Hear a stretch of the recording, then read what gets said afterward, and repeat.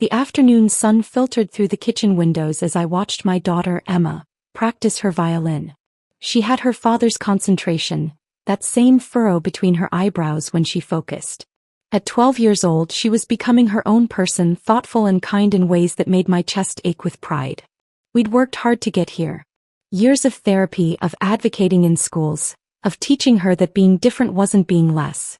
My phone buzzed on the counter. Mom's name flashed on the screen. I hesitated before answering. Sarah, you're coming to Jessica's graduation party this Saturday, right? Her tone was brisk, expectant. Of course. Emma's been looking forward to it. My daughter had marked it on her calendar 3 weeks ago, counting down the days. There was a pause, not a comfortable silence, but the kind that preceded difficult conversations. Actually, I need to talk to you about that.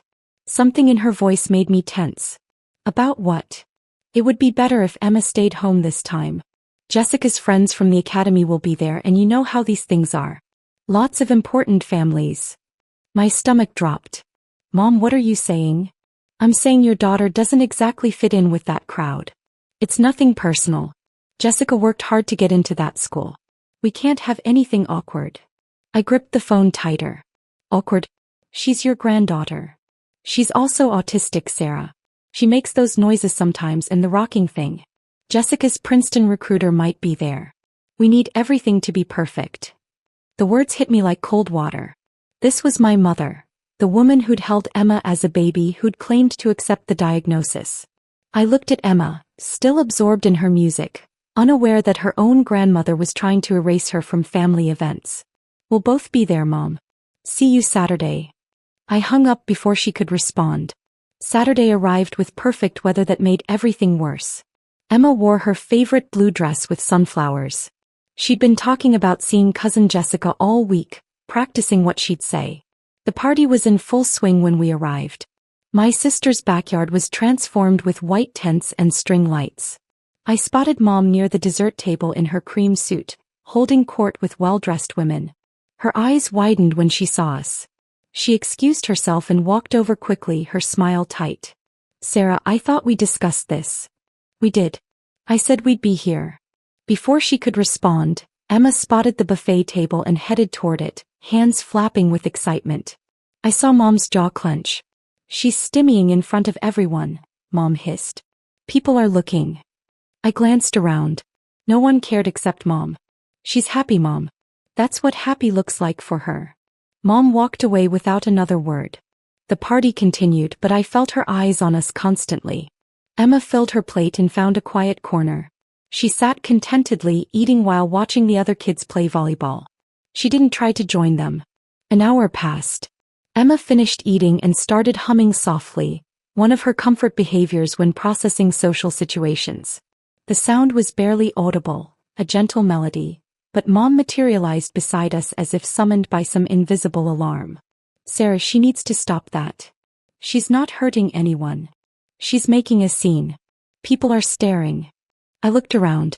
No one was paying attention to us except Mom. Maybe you're the one making a scene, I said quietly. Her face flushed. How dare you? After everything I've done for this family, you bring her here when I specifically asked you not to. Her? She has a name, Mom. Emma's humming had stopped. She was looking at us now, her expression uncertain. She could always sense tension even when she couldn't fully understand it. I want you both to leave. Mom's voice was rising. This is Jessica's special day and I won't have it ruined. We're not ruining anything. Get your daughter out of my house. The words came out as a scream. The volleyball game stopped. Conversations died. Everyone was staring now. Emma's face crumpled. She understood that much. She's not welcome here. Mom's face was red, her finger pointing at Emma like an accusation. I took Emma's hand. It was trembling. We're leaving, I said, my voice steady despite the rage building in my chest. But understand this, Mom. You just made a choice. Live with it. Emma cried in the car. Not loud sobs, but those quiet tears that somehow hurt worse. The kind that came from the deep understanding that she was being rejected for something she couldn't change. She didn't ask why Grandma hated her. She'd stopped asking those kinds of questions a year ago, after too many painful experiences had taught her that some people would never accept her differences. When we got home, I held her while she rocked on the couch, her way of self-soothing when the world felt too harsh. I didn't try to stop the movement or calm her with words. I just held her and let her process in her own way. My phone started buzzing within an hour. Mom's number lit up the screen. I declined the call. She tried again 2 minutes later and again 5 minutes after that. The calls came in waves throughout the evening, each one ignored. Finally, at 9:30, a text message appeared. "You're being dramatic. I was protecting Jessica's event. You should understand that. Call me so we can discuss this rationally." There was nothing rational to discuss. I blocked her number, watching it disappear from my contacts with a sense of finality that was both frightening and liberating. Dad called the next evening, his voice heavy with the weariness of a man who'd spent decades mediating between his wife and everyone else. "Your mother says there was an incident at the party." "There was." She screamed at Emma in front of 50 people and threw us out because Emma was being autistic at her precious event. He sighed, that familiar sound of defeat and resignation. "You know how your mother gets about appearances. She doesn't mean harm, Sarah. She just wants things to go smoothly. I know exactly how she gets. That's the problem, Dad. Emma is 12 years old. She's your granddaughter. And Mom treated her like a defect that needed to be hidden. Maybe give her a few days to cool down. Then you two can talk. Work it out like adults." "There's nothing to talk about, Dad." She made it crystal clear how she feels about Emma. "I'm not subjecting my daughter to someone who sees her as an embarrassment. Sarah, she's your mother. Family is family. And Emma's my daughter. I know which relationship matters more. I know which person deserves my protection." The line went quiet for a moment. Then Dad said softly, "Your mother won't apologize. You know that, right? She never does." "Then we're done." We didn't speak after that. Not for days, then weeks, then months. The silence stretched between us like a widening canyon. Mom's birthday came in late June and went without acknowledgement. I sent no card, made no call, and didn't even think about it until the day had passed. Thanksgiving approached in November and my sister Jessica called, her voice awkward and apologetic, caught between loyalty and fairness. "Mom wants to know if you're coming. Is Emma invited?"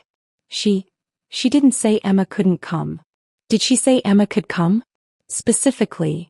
Silence. That's what I thought. "Tell Mom we have other plans." We spent Thanksgiving with my ex-husband's family. They'd always treated Emma with genuine warmth. His mother asked about her latest special interest, Egyptian mythology, and actually listened to the 40-minute explanation.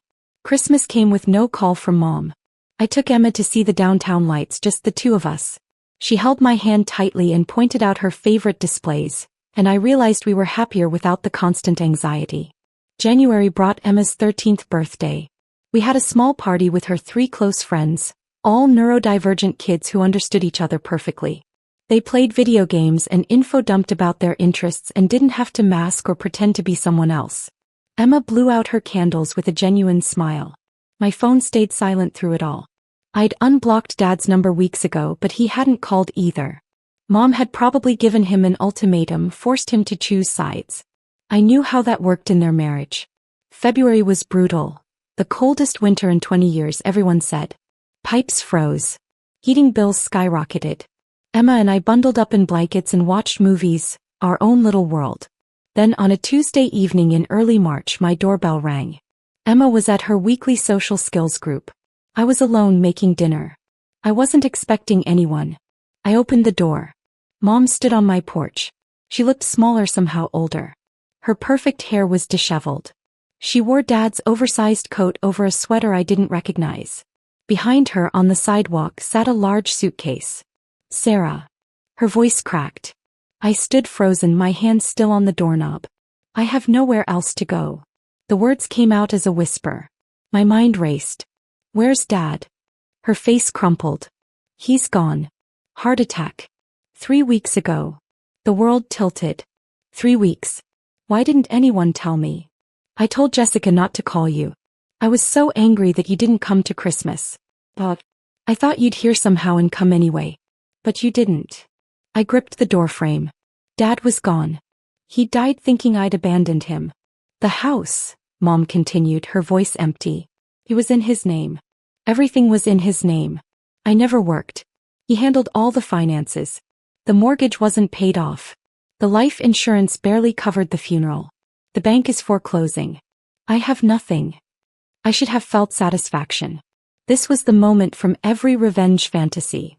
The cruel mother, powerless and desperate, begging at her daughter's door. Dad, I just felt tired. Jessica? I asked. She's in her college dorm. No space. And her roommate? Mom trailed off. I can't live in a dorm room. Your friends. They were Dad's golf buddies' wives. They stopped calling after the funeral. She looked at me, really looked at me for the first time in months. I was wrong. About Emma.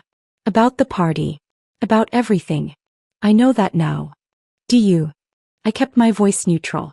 Or are you just desperate? She flinched. Both. I'm both. But sitting in that empty house packing Dad's clothes, I kept thinking about what he said before he died. What did he say? He was in the ambulance. They were working on him. He looked at me and said, "You ruined it. You ruined everything with Sarah." Those were his last words to me. Tears streamed down her face now. I lost him and I lost you and I lost Emma and it's all my fault. I know I have no right to ask, but I'm begging you. Please. I have nowhere else to go.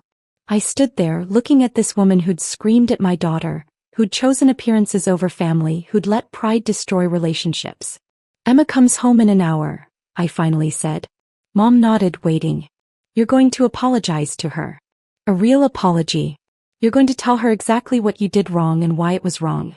You're going to do it without excuses or explanations about being stressed or protecting Jessica or any of that. I will. I promise. And if you ever make her feel unwelcome or different or less than again, you're out. I don't care if it's snowing. I don't care if you're sick. You'll leave and never come back. I understand. I stepped aside. You can stay in the guest room. Temporarily. We'll figure out something more permanent later. She picked up her suitcase and walked inside. She looked around our small living room, taking in Emma's art on the walls, her organized collections on the shelves, the sensory-friendly furniture we'd chosen together. You've made a real home here, Mom said quietly. Have Emma and me. She set down her suitcase. I want to be part of it. If you'll let me. I want to learn. I want to do better. The door opened. Emma came in, her social skills instructor waving goodbye. He stopped when she saw Mom. Grandma. Her voice was uncertain. Mom knelt down, making herself smaller, less threatening. Emma, I need to talk to you. I need to say I'm sorry. Emma looked at me. I nodded. I was very wrong, Mom continued. At Jessica's party I was cruel to you. I screamed at you and made you leave, and that was terrible. You didn't do anything wrong. Being yourself is never wrong.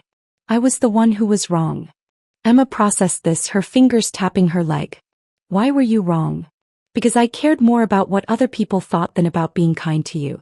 That's not okay. Family should be kind to each other, especially to kids. I failed at that. Are you going to be mean again? Mom's voice broke. I'm going to try very hard not to be. I can't promise I'll be perfect, but I promise I'll try to be better. Can you give me a chance? Emma looked at her for a long moment. Then she said, Wait, but if you're mean you have to leave. That's fair. They stood in awkward silence. Then Emma asked, Do you want to see my Egyptian mythology collection? Mom smiled, tears still on her face. I'd like that very much. As Emma led her grandmother toward her room, already launching into explanations about Anubis and the weighing of hearts, I leaned against the wall and let out a breath I didn't know I'd been holding. This wasn't a happy ending. Mom had a long way to go to earn back trust. She'd have to prove through actions, not words, that she'd changed. There would be difficult conversations ahead, boundaries to set, disappointments to navigate. But maybe, just maybe, it was a beginning.